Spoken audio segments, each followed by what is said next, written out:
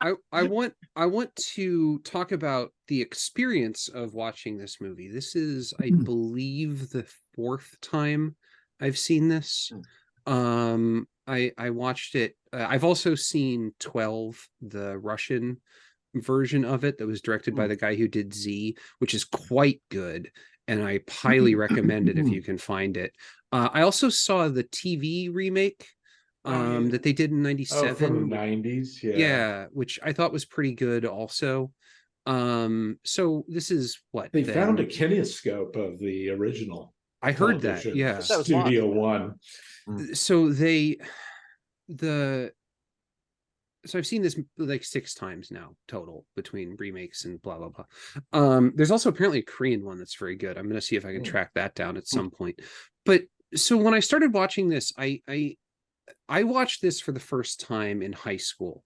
I had a class that did a lot about McCarthyism, and I was really interested in McCarthyism. So I went out and consumed all the McCarthyism media that I could get my hands on. That's when I watched The Manchurian Candidate for the first time. That's when I read The Crucible, and I have the same feeling about these things that I was having when I was starting to watch this, which for basically from about the time that they get into the jury room until probably like the first real sort of argument that they have. I have this feeling of like I really don't need to see this again. Like I think this movie is important. I think everybody should watch it. Like I think that we don't talk enough about the meanings behind this movie, like why the play was written, all that stuff. And I just get this feeling like I don't need to watch this again. And like I know I get it. I've seen it. And by about the time that the probably by about the time that like the second or third time that that Ed Begley's character has an outburst, I realized that I had just completely gotten sucked into it. Like I just the writing is so good, is so tight.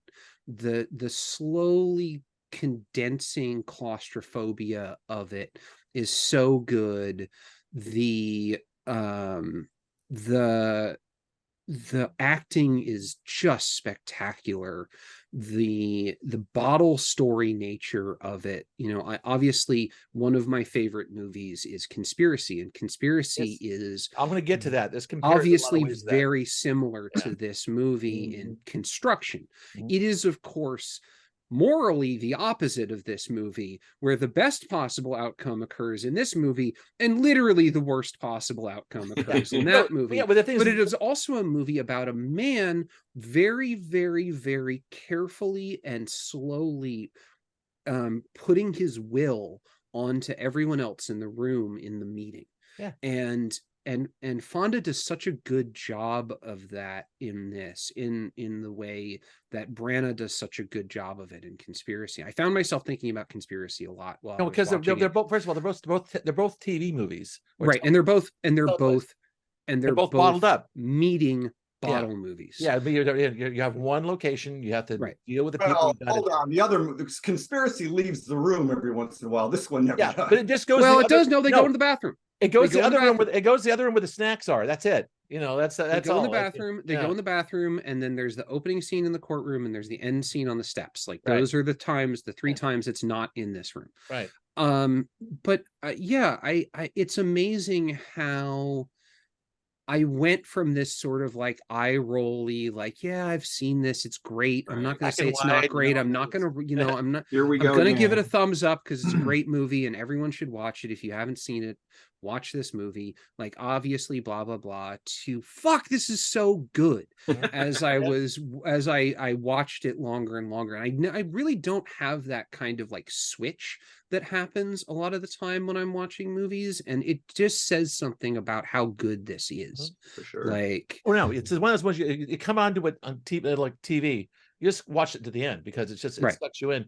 Now I have a thought about that. This film was deceptively simple looking on the outside. It's just about 12 guys in a room talking about a murder case. You know, it just seems like in some ways kind of this cheap TV movie, but it does three things that suck you in, that compel you in ways that are not even evident in the dialogue. The first one is cinematography. You read about this already, where they start out in high wide shots.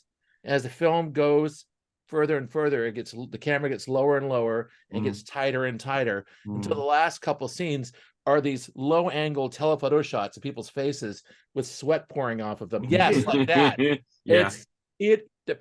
The constriction is just, you can feel it. It's spectacular. Spectacular. The other thing is that you get sucked in is the cadence. And this is subtle because, okay, everybody's there, they're voting. Henry Fonda says no, right? Right. They had to go around as this impasse. Then after a while, the second guy says no. Right. The dominoes start. And then then you're sucked in. It's like, okay, you've got to see how all 12 dominoes fall. You know, so you're in there watching a good sporting event. You know, yeah, you're locked in, and you got to see how watching the scoreboard. And the best is when Lee J. Cobb finally. Well, that's kind of the climax of the film. He's the monolith that falls over. Tiny little. It's him going, oh yeah, no. Yeah. Right. Yeah, he mutters it. He mutters it after and when he rips up his pictures. When Juror 10 is sitting there after they told him he's not allowed to talk the rest of the time, and he's sitting there at the table and they say, do you think he's guilty? And he just shakes his head. Yeah, it's so subtle and so good. Like, the third point I'm making about this, how this film sucks you in, is actually, and this is weird because it's black and white, but it's the texture of it. It's like the sweat, you can smell the sweat in the cigarette. The sound of the rain outside and the fan going. You are there. Right. You know what I mean? And you can feel yourself getting hotter and hotter. The humidity when the rain started. Yeah, I know. As a New Yorker who grew up without air conditioning, I can feel this. Yes, it's great that you put that picture behind you, Tad. Again, yeah. The window. I mean, they spend a lot of time on the opening and closing the windows, and you feel it. You know, New York before AC, and the thing is, too, is that they work together at this point. Yeah. Like they're not individuals anymore. They're becoming a team. Right. Like, and it's such a subtle little thing that a worse director would hang a lampshade on, and he just lets it happen. And you have to intuit what that means. Sure. You know, because at the moment, these two are voting opposite. Right. You know, but they come together to close the window, and you realize that this connection is forming between them. You know, and then when they ostracize Ed Begley, you see everyone stands up and turns their back on him, which is what Scott's picture just was. And you see that they have all internalized this concept that they are together. Okay, pause for a second here. This scene where Ed Begley basically just admits he's a bigot. You know, just there screams and yells and waiting for someone to agree with them, and everyone just turns their back. This, I thought, was weirdly enough the weakest part of this whole thing. It's a little on the nose. It's on the nose, but the thing is, the question is, for 57, for 57, it's like it's the, you know. Well, that's what I'm going. I want to go around the horn on this thing because I think that it's either it feels theatrical or this is an expression of something we've forgotten in 2023 is shame.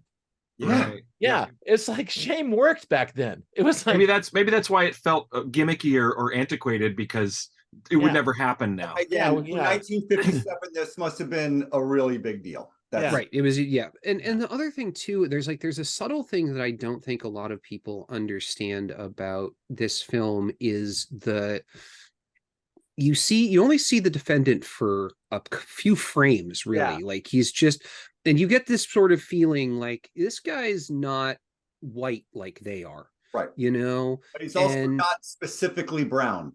He's not specifically brown, but the use of a switchblade as the weapon is not something that we would think about in modern times as being racializing. In 1955, when this movie was written, in 1957, when this movie was shot, the use of a switchblade is 100% racializing. It is saying this person is either Hispanic or Mediterranean. They are not white. Right. And I believe it's in the play. He's Puerto Rican. I assume he was you're actually right. called out. Because it's New York. Yeah. and it's switchblade. And there at Or the switch time, knife, as somebody yes, calls it. there was at the time a very racialized construction around the idea of Italian and Hispanic criminals using switchblades, which is why switchblades are illegal in so many places in the United States. Like they were made illegal to deter racial crime. However, and it's fascinating because switchblades aren't any more dangerous than any other knife. No. right. Yeah. They're considered to be a concealed weapon, which is kind of weird. Yeah, that's just it. Right. Ironically, in New York, of all places, it is legal to have a switchblade if you are fishing. If you have a fishing license and you're fishing, or just carry a fishing rod. Right. Yeah. It is legal to have a switchblade. It's one of the most bonkers fucking carve outs I've ever seen. That's pretty funny. Also, it also noticed the switch knife was what they call it in the film was actually had that kind of that curvy blade, a Chris handle, a Chris handle, yeah. Which blade, Italian stiletto with a Chris blade. But but thing is that kind of curvy blade kind of told me that they were trying for like a exotic feel to it. It's Italian handle with an Indonesian style blade. Yeah, exactly. Like, it is again racialized. It's just it's foreign. It screams it's racialized, but it's very carefully written, like Ed Begley's whole sort of racist meltdown about those people, and we know what they're like. That's got to be some kind of Hays Code thing, right? It never specifies, and I thought maybe it's a class thing. Maybe he's just saying poor people are dangerous. Poor people will rob you blind, and who are poor and who deserve to be poor, non-whites. Like that's the subtext behind that. But there's a conspicuous non-specificity in the dialogue. That's why I'm wondering if it's a Hays people Code in thing. my own family who talk like that. Who grew up at the same time in the 50s, the 40s. They know it was of the time. And it's like that bigotry is just baked in. Yep. It just is. So you'll call somebody a slur with a hood over your head, but you're not going to say it in a group in a room like that. But you'll say it when you're a kid at Thanksgiving table when you're a kid. But you'll say it with your family. Yeah, you'll say it with your friend in a bar. Yeah, but you're not going to say it sitting in this room. Which I thought, which is why that's the shame thing. The shame thing. And the thing is that was great because it's like you just lost all your rights to really be among us. So sit in a corner and think about what you did, and don't talk. Don't talk. Again. And it worked because, like I said, shame worked back then. Yeah. In the play, he says, "Sit there and don't say another word, or I'll crack you in the skull." Like there is a threat behind. Who said that? Which words. Character? I think it's the guy at the end of the table with the slick back hair. Oh yeah, okay. What is he? Juror 5? Yeah, that guy. Juror 6. Juror 6. The principal, the tough but principled. No, he's the guy who made $25,000 selling marmalade. He's a salesman. Yeah, the salesman is. I think he's 12. That's Robert Weber. Yeah. No, he's 12 is the ad guy who's he's the ad guy. Sorry, I actually had to write a cheat sheet for this so I can keep all the jurors straight. It was the credits are great because they give you a close up on each actor. Yes, we have to have it, man. By the way, we should have a chart. In 1957, $25,000 is the equivalent to $260,000. Yeah, no, that's a shitload of fucking money selling marmalade, man. Also, it's I was making jokes about like juror 4, juror 5, whatever they are. The thing is, you don't need it. These guys are so vivid as characters. You don't need names. You know exactly. Well, because all the actors pull it off. There's the watchmaker.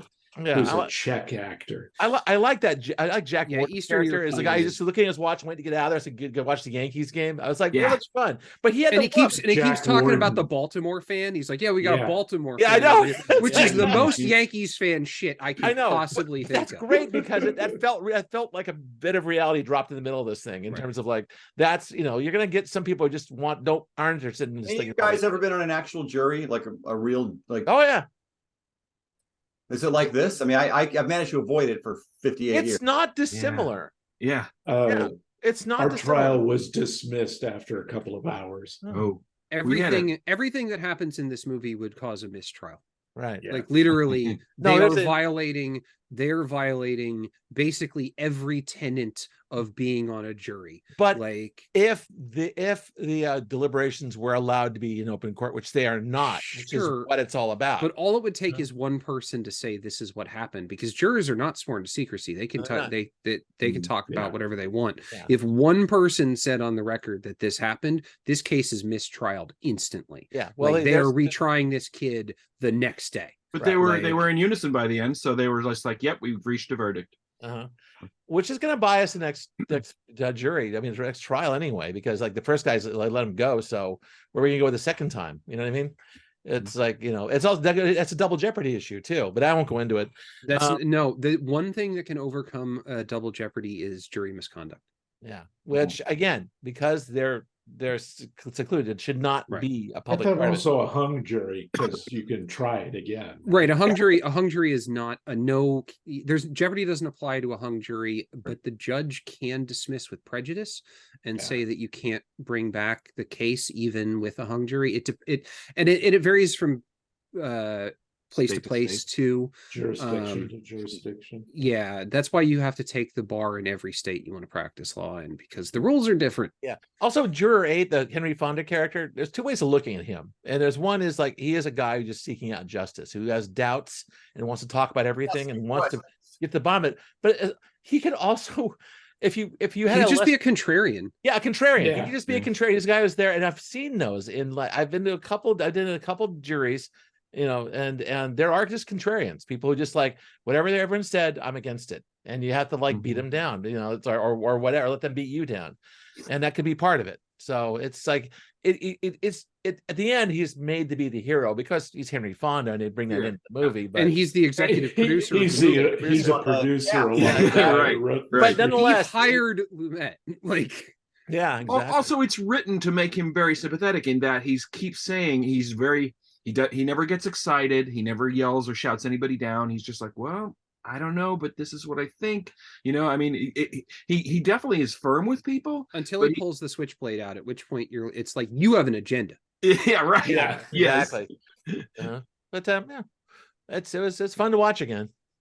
I want to bring up that the Wikipedia page for this article, or for this movie, has maybe the worst piece of film criticism I've ever seen quoted on it. Okay, write that down. In 2012, Mike D'Angelo of the AV Club also questioned the verdict of the jury in the film, writing, quote, "What ensures the kid's guilt for practical purposes is the sheer improbability that all the evidence is erroneous. You'd have to have the jurisprudential inverse of a national lottery winner to face so many apparently damning coincidences and misidentifications. Or you'd have to be framed," which is what Johnny Cochran was ultimately forced to argue, not just because the DNA evidence, but because there was no other plausible explanation for why every single detail points to O.J. Simpson's guilt. But there's no reason offered in 12 Angry Men for why, say, the police would be planting switchblades, unquote. What the fucking stupid shit is that? Like, do you think the police don't plant things on people? Like, well, yes, it's not LA. All of the fucking evidence can be wrong. Like, that's not an insane. Well, no, that review is a backwards written review. He had the conclusion right backwards and just kind of right. That's not. This is not an insane thing to think that you had. That it doesn't even require misconduct. As the guy said, you can buy these at any store in this neighborhood. Like, and the two eyewitnesses were wrong. Like, or very easily could have been wrong. Also, Like, the standard of proof is beyond a reasonable doubt. which they disproved. There was They- it was actually there was reasonable There doubt. was and that's all they reasonable had to do. doubt. That's There were all they reasonable had to do. doubts, plural. Like, Right. Exactly. So that was fine. It actually was kind of overkill. We had to do is like take one witness down. It would have been right, reasonable doubt. or just take the knife down. Yeah, like, exactly. Like, I just read that and my jaw dropped, because the AV Club is a pretty good fucking website, and Yeah, like I said, the guy had his how own are you that wrong? He made the review fit his bias. Yeah, and also, did you write that to get clicks? Was that a hate click Fair thing? question. Because 2012 is pretty early in the like Twitter hate clicks cycle. Okay. So, but I just thought it was funny that was quoted in full like that on the Wikipedia page, and I'm just like, under the legal analysis section too, which is just like, what the fuck, man? Like, right under Sotomayor talking about watching this and it making her go into law. Like, it's, I can see that though. I can see this being inspiring to people. You know what I mean? Watching something like this and realize that if you're a person who naturally seeks justice, seeing this kind of thing happen, it would kind of push you towards like, I want to be part of this. I want to save people from the jaws of like, bad decisions. I mean, it is a beautiful civics lesson. I also read that this movie is used in a lot of English classes in foreign countries because it teaches non-English speakers subtleties about how English works. Wow. And how, like, you can say the same thing in two different ways, which is something that a lot of languages don't have. English has such a broad base of words and word meanings and adjustments of word meanings that it's very confusing to a lot of non-English speakers. And this movie shows subtleties of speech. There's two characters who both basically say that poor people are scum, but one of them says it in a polite way and one of them says it in a bigoted and out there way. Like, it's a very... And then when I was reading that, I was thinking, yeah, that makes a lot of sense. Like, this is a very good, because it's simple. Mm-hmm. It's simple enough that somebody who doesn't understand English intuitively can still follow it, but you do get all these subtleties of language and understanding of American culture. Oh, yeah.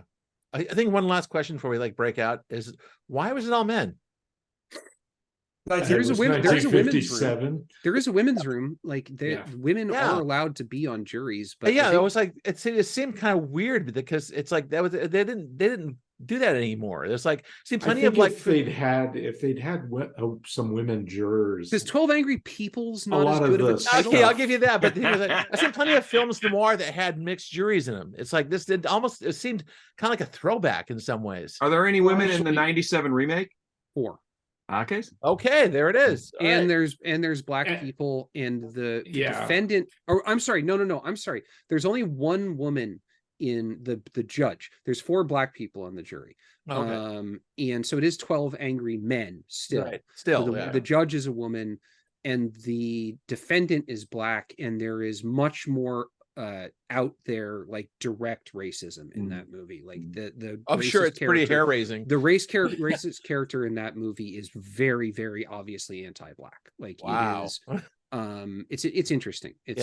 Well, that's one thing I appreciate about this film, that didn't come out until the outburst. You weren't dealing with I mean, you can see it. You can see it, but he wasn't some KKK cracker sitting there just spouting off weird shit until it happened. That dam had to break, and the dam broke in a very satisfying way. Satisfying is a weird word to use there. Well, no, it's appropriate because that this guy was building. He was blocking. He was building and blocking, and he's not telling you what his motivations were until he did. Right. And that I'm sorry. Also, Jim, we stepped on you. You were going to say something about Jim. The jury makeup. Take a corner, man. My stepson was the older stepson was in it in high school when it was called 12 Angry People. Because you have these large plays, lots and lots of characters, but you tend to have more girls in drama. That's true. It's one of the reasons I was in drama. Yeah. That was all I was going to say. 12 Angry Jurors works too, so it's just Again, look, look, this isn't in any way saying that you shouldn't make this with female characters. It's just 12 Angry Men is such a punchy title. it is. I just Bing, think, bang, boom, I just think that it would have changed the dynamics between everybody if there was one woman in there or more, because they would be like more polite. Especially in everybody would modulate. Especially in 1957. You're absolutely right. Right. The thing is, there wouldn't be the scene where they almost get into a fucking fist fight. Like that wouldn't have happened, you know. Well, that's the thing. It's like there's this weird, like, racial sexual politics going on. You have all men, all white men. There's that kind of that weird camaraderie thing going on here, right? Where like they feel like they can really just open up and talk about stuff. And the thing is, I think it wasn't ahead of its time, it was behind its time in some way. I'm done. I can't think of the point I'm making. But well, if you're running out of steam, I just want to say Lee J. Cobb never won an Oscar. Holy moly! They didn't win any Oscars. This movie was nominated for 3 Oscars. None of them for acting, and it didn't win any. I mean, he's a standout, and I looked him up, and it turns out, like, really the thing he was most famous for was his Broadway Death of a Salesman. Yeah. Oh, I can see that. And as that Kinnaman, put him on the map. And the Exorcist too, as Kinnaman. He started out in Yiddish theater in New York. Yeah.